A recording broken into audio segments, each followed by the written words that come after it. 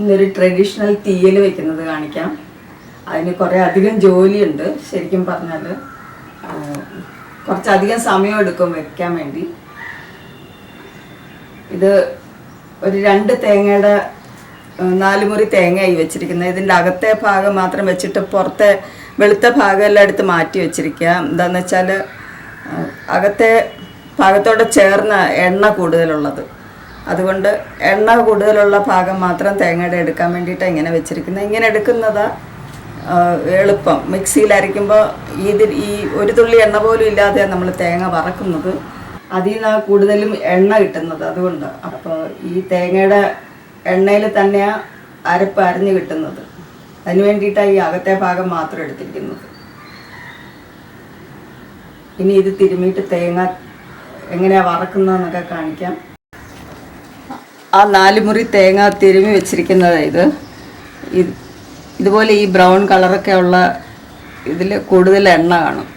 അപ്പോൾ ഇത് ഒന്ന് മിക്സിയിൽ ചെറുതായിട്ടൊന്ന് പൊടിച്ചെടുക്കും, എന്നിട്ടാണ് വറക്കുന്നത്. ഇനി മിക്സിയിലൊന്ന് പൊടിച്ചെടുത്തിട്ട് കാണിക്കാം.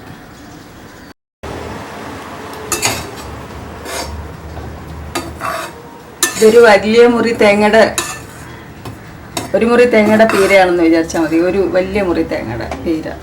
ഇപ്പം ഫ്ലെയിം ഓൺ ചെയ്തിരിക്കുക. ഇതിൻ്റെ കൂടെ ഒരു 5-6 ചെറിയ ഉള്ളി ചെറുതായിട്ടായിരിക്കുന്നത്.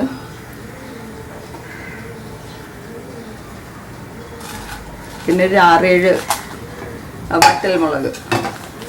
ഈ വറ്റൽ ഇപ്പം തീ കുറച്ച് വേണം ഇത് വറക്കാൻ. ഇതിനൊരു കുറച്ച് കൂടുതൽ സമയം എടുക്കും. ഒരു 45 മിനിറ്റ്, ചിലപ്പോൾ 1 മണിക്കൂർ വരെ എടുക്കും. ചെറിയ ഫ്ലെയിമിലേ ഇടത്തുള്ളൂ, എന്നാലേ ഇതിൻ്റെ എണ്ണയിൽ തന്നെ അരഞ്ഞ് കിട്ടത്തുള്ളൂ. പതുക്കെ മൂത്താലേ ഇതിൻ്റെ ഈ എണ്ണയിൽ തന്നെ അരഞ്ഞ് കിട്ടണമെങ്കിൽ, തേങ്ങയുടെ എണ്ണയിൽ തന്നെ അരഞ്ഞ് കിട്ടണമെങ്കിൽ ചെറിയ തീയിൽ മൂപ്പിക്കണം, ചെറിയ ഫ്ലെയിമിൽ. ഇപ്പം ഇതിനകത്ത് ചുമന്നുള്ളിയും വറ്റൽമുളകും ചേർത്തിട്ടുണ്ട്. തേങ്ങ നന്നായിട്ട് മിക്സിയിൽ ഒരുപോലെ ആക്കിയിരിക്കുക. ഒരു വലിയ മുറി തേങ്ങയുടെ പീര എന്ന് വിചാരിച്ചാൽ മതി, അല്ലെങ്കിൽ ഒരു ചെറിയ തേങ്ങ. ഇതിന് പിരിയൻ മുളക് പൊടിയോ ചേർക്കുന്നെങ്കിൽ പിരിയൻ മുളക് പൊടി ചേർക്കരുത്. ഈ സാധാരണ മുളകിൻ്റെ പൊടി വേണം ചേർക്കാൻ, എരിവുള്ള മുളകിൻ്റെ.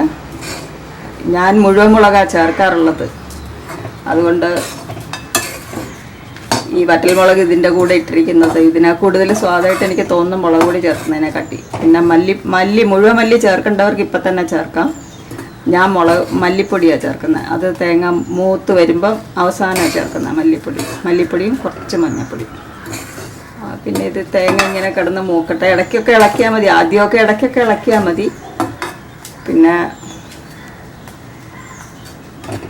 തേങ്ങ മൂത്ത് വരുമ്പോൾ കണ്ടിന്യൂസ് ഇളക്കണം, അത്രയേ ഉള്ളൂ.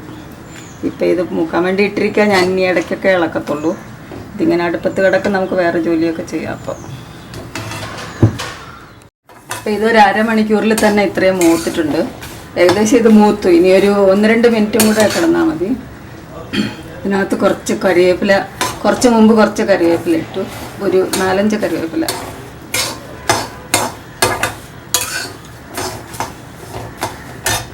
അതിനകത്തൊരു 1/4 ടീസ്പൂൺ മഞ്ഞൾപ്പൊടി,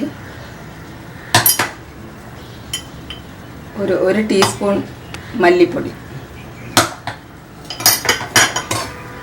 1 ടീസ്പൂണിലും കൂടണ്ട. മല്ലിയുടെ സ്വാദ് കൂടുതൽ ഉണ്ടായിരിക്കരുത് തീയലിൽ. ഇപ്പം ഇത് 1 മിനിറ്റിൽ ഇതങ്ങ് അണയ്ക്കും. ഇത് ഓഫ് ചെയ്യും. ചെറിയ ഫ്ലെയിമിൽ തന്നെയായി കിടക്കുന്നത്. ഇപ്പം ഇത് മൂത്തു. ഇതിൻ്റെ നിറം ഇങ്ങനെ ബ്രൗൺ കളറായത്. ഇത് ആറിക്കഴിയുമ്പോൾ ഈ മിക്സിക്കകത്ത്, ഇതിപ്പോൾ തേങ്ങ പൊടിച്ച മിക്സിയാണ്, തേങ്ങ ചെറുതാക്കിയ മിക്സി ഇതിൻ്റെ അകത്തോട്ടിട്ട് ആറിക്കഴിയുമ്പോൾ ഈ തേങ്ങയുടെ എണ്ണയിൽ തന്നെ അരയും. വെള്ളം ചേർത്ത് അരച്ചാൽ വേറൊരു സ്വാദ് വരും. ചിരട്ടയോട് ചേർന്ന ഭാഗം വറക്കുമ്പോൾ ആ എണ്ണയിൽ തന്നെ അരഞ്ഞു കിട്ടും.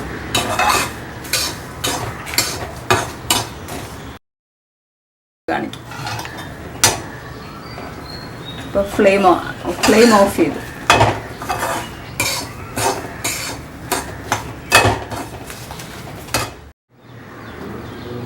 തീയലിൻ്റെ അരഞ്ഞു കഴിയുമ്പം ഇതിൻ്റെ തന്നെ എണ്ണയിൽ അരഞ്ഞിരിക്കുക. ഇത് ഒരു പ്രാവശ്യം ഇട്ടിരിക്കുന്ന, ഇനി ഒരു പ്രാവശ്യം കൂടെ ഇടാനുണ്ട്. 2 പ്രാവശ്യമായിട്ട് അരയ്ക്കുന്ന. ഇതിപ്പോൾ ഒരു പ്രാവശ്യത്തെ അരച്ച് വെച്ചിരിക്കുക. ഇതിൻ്റെ ഈ തേങ്ങയുടെ എണ്ണയിൽ തന്നെയാണ് ഈ അരഞ്ഞിരിക്കുന്നത്. ഒട്ടും വെള്ളമൊന്നും ചേർത്തിട്ടില്ല. ഒരു 2-3 പ്രാവശ്യം മിക്സിയിൽ കറക്കേണ്ടി വരും. സൈഡിൽ നിന്നൊക്കെ ഇങ്ങനെ തൂത്ത് ഇട്ട് വേണം അരയ്ക്കാൻ. ഇങ്ങനെ ഇരിക്കുന്ന അരപ്പ്. പിന്നെ അരപ്പ് ചേർത്ത് എങ്ങനെയാണ് വയ്ക്കുന്നതെന്ന് പിന്നെ കാണിക്കാം. തീയലിന് വേണ്ട സാധനങ്ങൾ: ഒരു 10-15 ചെറിയ ഉള്ളി കനം കുറച്ച് നീളത്തിലരിഞ്ഞത്. ചുമന്നുള്ളി എന്തായാലും വേണം ഇതിന്. പിന്നെ കുറച്ച് ചേന, ഒരു 2 ടേബിൾ സ്പൂൺ ചേന. നന്നായിട്ട് വേവുന്നതായിരിക്കണം. ഇല്ലെങ്കിൽ വേവാത്ത ചേനയാണെങ്കിൽ ഇട്ടില്ലെങ്കിലും ഒന്നുമില്ല. പക്ഷേ നന്നായിട്ട് വേവുന്ന ചേനയായിരിക്കണം. 2 ടേബിൾ സ്പൂൺ. ഒരു 4-5 മുരിങ്ങയ്ക്ക. പിന്നെ ഒരു 2-3 ടേബിൾ സ്പൂൺ പയർ, ഒരു ഇത്ര നീളത്തിലരിഞ്ഞത്.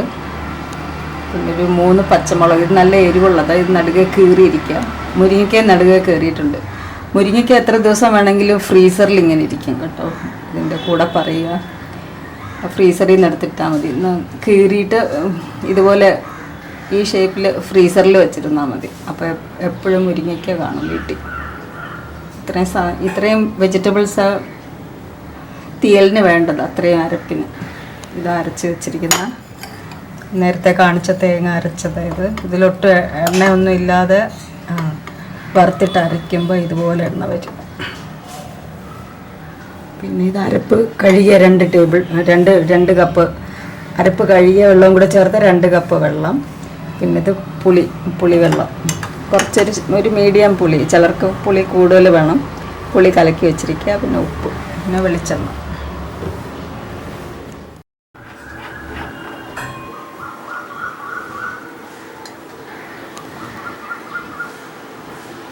ഒരു ടീസ്പൂൺ വെളിച്ചെണ്ണ ചട്ടിയിലോട്ട് ഇപ്പോൾ വയ്ക്കാൻ പോകുമ്പോൾ 1 ടീസ്പൂൺ.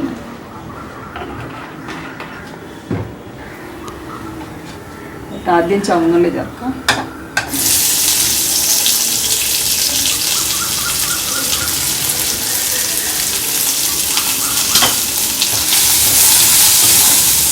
ചുവന്നുള്ളി ചെറുതായിട്ടൊന്ന് വഴഞ്ഞാണ്. എല്ലാ വെജിറ്റബിൾസും വഴറ്റുന്നുണ്ട്. ചുവന്നുള്ളി കുറച്ച് കൂടുതൽ വഴറ്റും.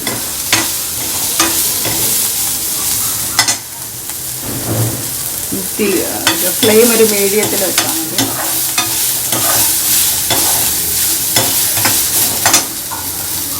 പിന്നെ ചേന, മുരിങ്ങയ്ക്ക, ചെറിയ ഉള്ളി, പയർ.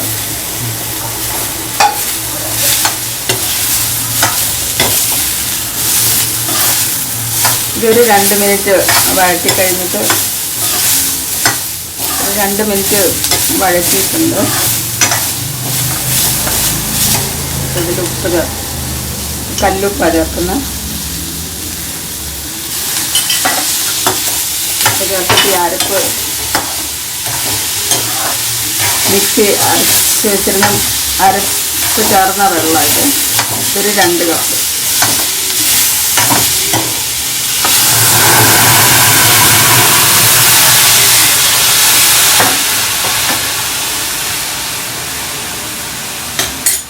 ഇത് വെന്ത് കഴിഞ്ഞിട്ടേ അരപ്പ് ചേർക്കത്തുള്ളൂ.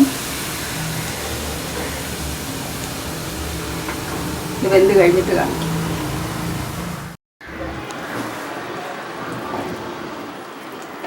ഇപ്പോൾ കഷ്ണങ്ങളൊക്കെ വെന്തിരിക്കുക.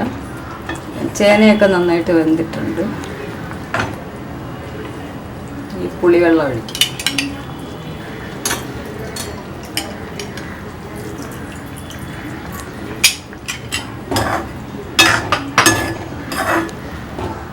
പുളി അധികം വേണ്ട, കൂടുതൽ വേണ്ടവർക്ക് കൂടുതൽ ചേർക്കാം. ഇതിനകത്തോട്ട് അരപ്പും കൂടെ, ഇതിൻ്റെ അകത്തോട്ട് ഈ അരപ്പും കൂടെ ചേർത്തേക്കാം. തേങ്ങയുടെ അരപ്പ്. ഇതാ ഇതിലെ പ്രധാനപ്പെട്ട ഒരു ഐറ്റം.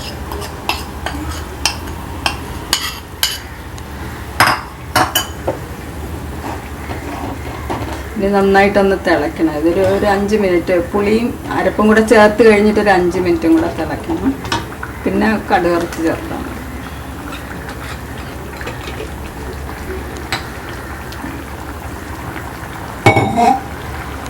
ഇനി വെള്ളം ചേർക്കണമെങ്കിൽ തിളച്ച വെള്ളമേ ചേർക്കാവുള്ളൂ. പിന്നെ പച്ചവെള്ളം ചേർക്കരുത്.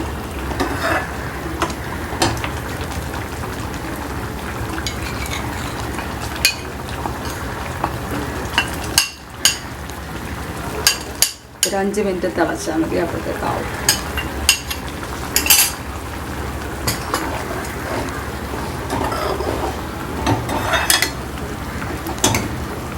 ഇത് ഇരുന്നൊന്ന് കുറുകും.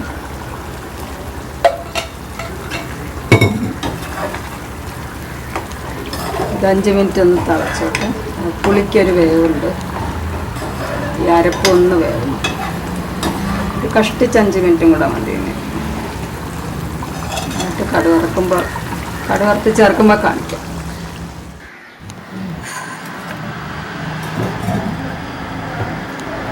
ഇത് കടുക് വറക്കാനുള്ള സാധനങ്ങളാണ്. കടുക്, വറ്റൽമുളക്, കുറച്ച് ഉലുവ, ചെറിയ ഉള്ളി, കറിവേപ്പില അരിഞ്ഞു വെച്ചിരിക്കുക. 1 ടീസ്പൂൺ എണ്ണ.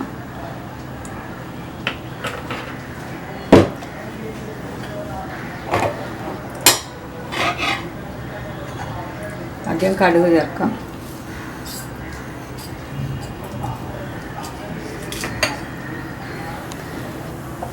കടുക് പൊട്ടുമ്പോൾ ചെറിയ ഉള്ളി ചേർക്കാം.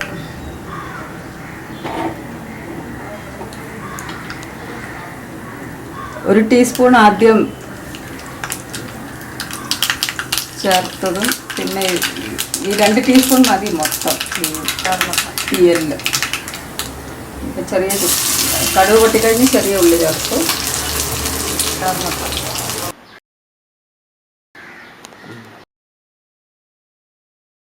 വറക്കുന്ന അത്രേ ഉള്ളൂ. 2 ടീസ്പൂൺ എണ്ണയില ഇതെല്ലാം. അപ്പോൾ ചെറിയ ഉള്ളി നന്നായിട്ട് മൂത്ത് വരുന്നുണ്ട്. അപ്പോൾ ഈ ഉലുവ ഇട്ടേക്കാം. ഉലുവ 5-6 എണ്ണം മതി, കുറച്ച്. ഒരു 1/4 ടീസ്പൂൺ ഉലുവ. പിന്നെ 2 വറ്റൽമുളക്.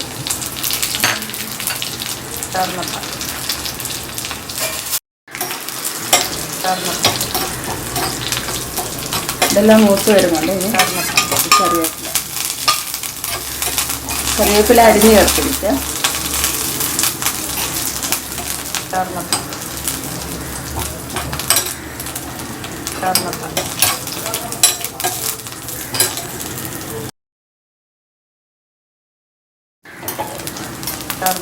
തീയലിലോട്ട് ഒഴിച്ച്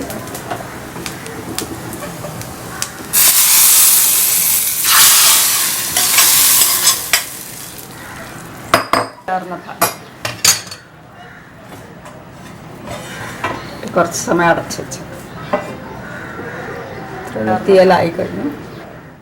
ഇപ്പോൾ ഒരു 10 മിനിറ്റ് അടച്ച് വെച്ചിട്ട് പിന്നെ തുറന്ന് വെച്ചിരിക്കുക തീയൽ. ഇതെല്ലാവരും ഉണ്ടാക്കി നോക്കണം. കുറച്ച് സമയം എടുത്താലും ഇത് മാത്രം മതി ചോറുണ്ണാൻ. ഈ കഷ്ണങ്ങളല്ലാതെ ശീമച്ചക്ക കൊണ്ടോ ഇടിച്ചക്ക കൊണ്ടോ കൊഞ്ച് തീയൽ എല്ലാത്തിനും ഇത് തന്നെ ബേസിക്കായിട്ടുള്ള അരപ്പ് അത് തന്നെയാണ്. ഇതിൽ കാശ്മീരി ചില്ലി പൗഡറോ കാശ്മീരി ചില്ലിയോ ചേർക്കാതിരിക്കുന്ന ട്രഡീഷണൽ തീയലിൻ്റെ ഒരു ഇത്. അത്രയും ശ്രദ്ധിച്ചാൽ മതി. ഇതിരുന്നൊന്ന് കുറുകും. ഇത് നാളത്തേക്ക് കുറച്ചുകൂടെ സ്വാദുണ്ടായിരിക്കും. ഉടനെ എടുക്കുന്നതിനെക്കാട്ടിലും കുറച്ച് കഴിഞ്ഞിട്ട് എടുക്കുമ്പോഴേ ഇതിൻ്റെ സ്വാദ്. വെറും ഉള്ളി മാത്രമുള്ള തീയലാണെങ്കിൽ കുറച്ചുകൂടെ ഉള്ളി നന്നായിട്ട് മൂത്തിട്ട് ഇതുപോലെ തന്നെ വെച്ചാൽ മതി. അത് കുറച്ച് കൂടുതൽ ദിവസം ഫ്രിഡ്ജിൽ വെച്ചേക്കാം. ഉള്ളി മാത്രമുള്ള തീയലും നല്ല സ്വാദായിരിക്കും. എല്ലാവരും ഉണ്ടാക്കി നോക്കണം, കമൻസ് അറിയിക്കണം.